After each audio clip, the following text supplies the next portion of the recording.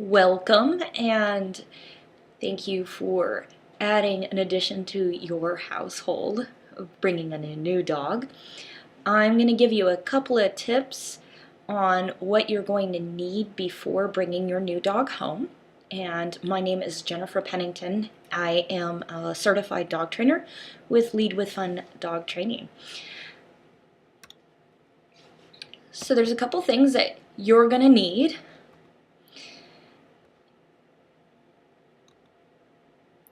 And of course, the first one is dog food. And something to keep in mind is the quality of the food is very, very important.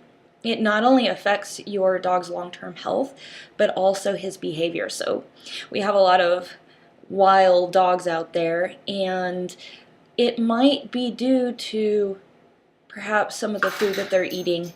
Things like corn turns directly into sugar, and that of course gets dogs crazy, just like it gets kids a little bit wild when they have too much sugar.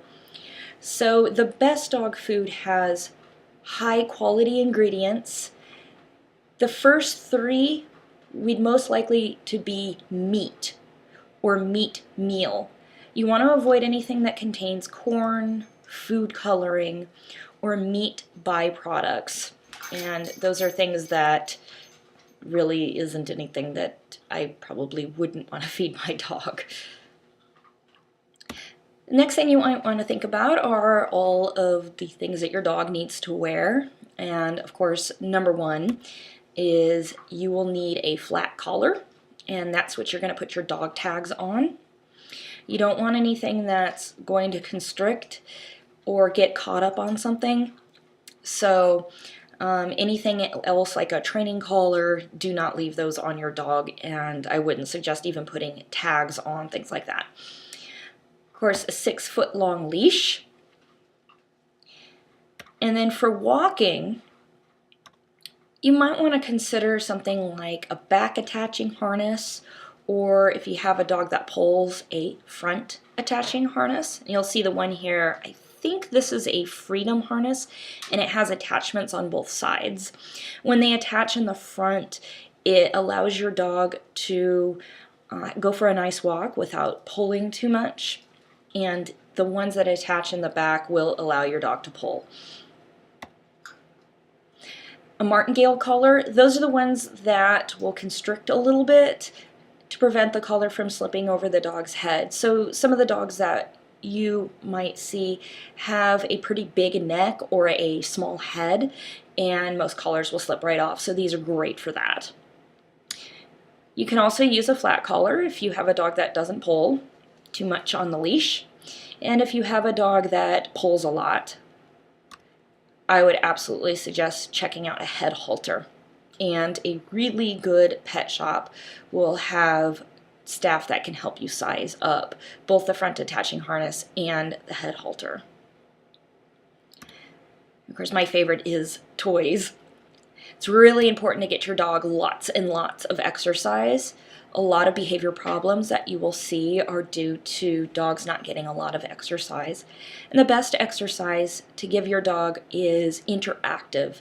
That means things like playing with balls, giving them something like a Kong stuffed with yogurt, peanut butter, wet dog food, pumpkin, sweet potato, even blueberries. Freezing it will even have it last longer. This is something fantastic to throw in before you go to work, either into their room that they stay in, or if you keep them in a crate. It keeps them nice and happy while you're gone. I'm a huge fan of puzzle toys. These are food dispensing toys where the dog has to manipulate them to get food out of them. And interactive toys. And those would be things like tug toys, or you'll see in the top right hand corner, that's what's known as a herding ball. And some breeds of dogs, especially herding breeds, love to chase them around. And of course, you're going to need some care tools. And these are things like a water bowl, food bowl, dog toothbrush and toothpaste. And hey, I'll tell you, I would love to save a lot of money going to the vet to have the tooth cleaning So getting your dog's teeth brushed every couple of days at the least is really important. Make sure to get dog toothpaste and not human toothpaste. It's delicious flavored for dogs. Nail clippers made for dogs, dog shampoo, and a brush. Some important information that you're going to want before you bring your dog home is the location and number to the nearest emergency vet. These are the ones that are open 24 hours. Make sure to pick out a nearby veterinarian, and you can go online and find out what veterinarians have good ratings. The registration information for your city or county. When you adopt a dog, a lot of times the registration is not going to match the registration for your city or county. For example, I live in a city that is located in a county, and I needed to register my dog within the city, not the county I live in. So you need to research this and make sure you get your dog nice and registered. You'll need a tag for the collar with your phone and address. This is not necessary to put the name of your dog on this collar. So if you haven't even brought your dog home yet or don't even know which dog you want yet, that's fine. I even have my phone and address on a lot of my friends' dogs' collars, so that if their dog gets lost, I will be around and be able to go pick up a lost dog if somebody finds them. A phone for dog walkers, pet sitters, dog daycares, or boarding facilities. You never know when you might have some sort of work or family emergency. It's a really good idea to research these places before you get a dog, because you never know. You might take a dog home and literally the next day you're going to need the services of one of these guys. And then, of course, the last thing is a certified dog trainer's contact information. Definitely do some research in what certification means. There are a lot of different dog trainers out there, and I would absolutely suggest that the dog trainer that you find is certified. All right, a safe place. Now, this is very important. A lot of our dogs, we don't know where they came from, and would not feel bad about keeping these guys in a crate. This is something that is considered a safe place for dogs, and you never know when there could be an emergency, even like a gas leak on your street or some other cause for an evacuation. You need to have a place where that dog can go, and a wire crate is one option. Another way, something that feels much more like a cave, is an airline crate. Dogs love these. Feel nice and safe. An exercise pen. These are those gates that you can turn into, a little circular fenced-in area. This is something that you want to use when you're home, unless you have a really, really tiny dog that can't get out of there.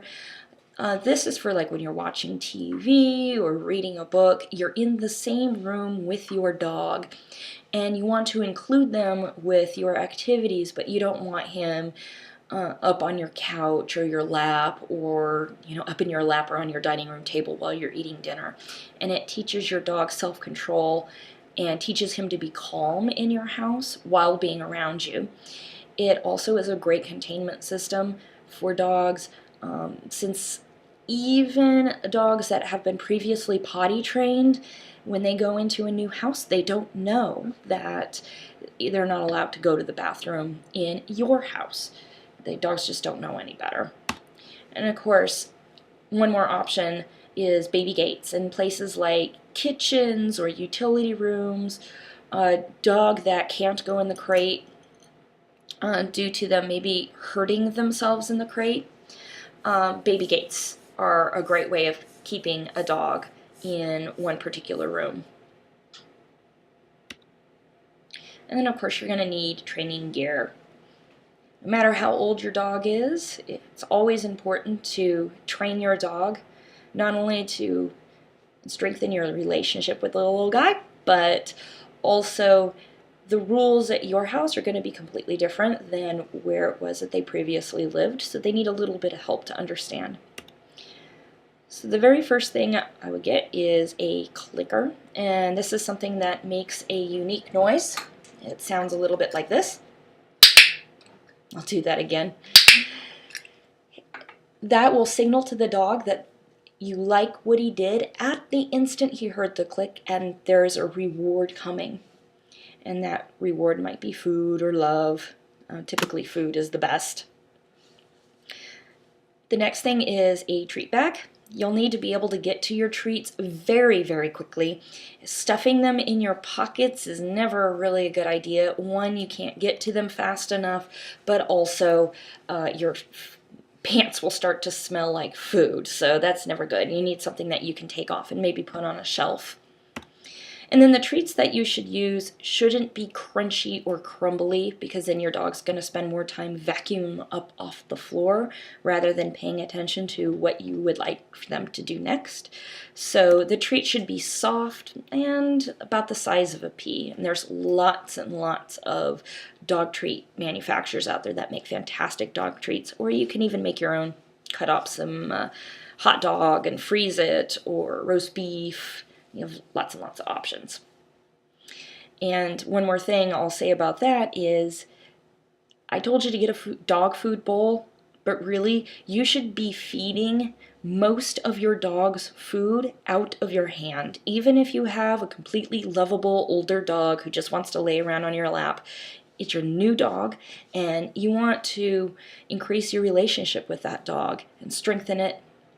And the other part of their food should go into their crate or into a food dispensing toy or into a Kong, so that they can get used to their den or crate or wherever you put them when you do need to leave the house.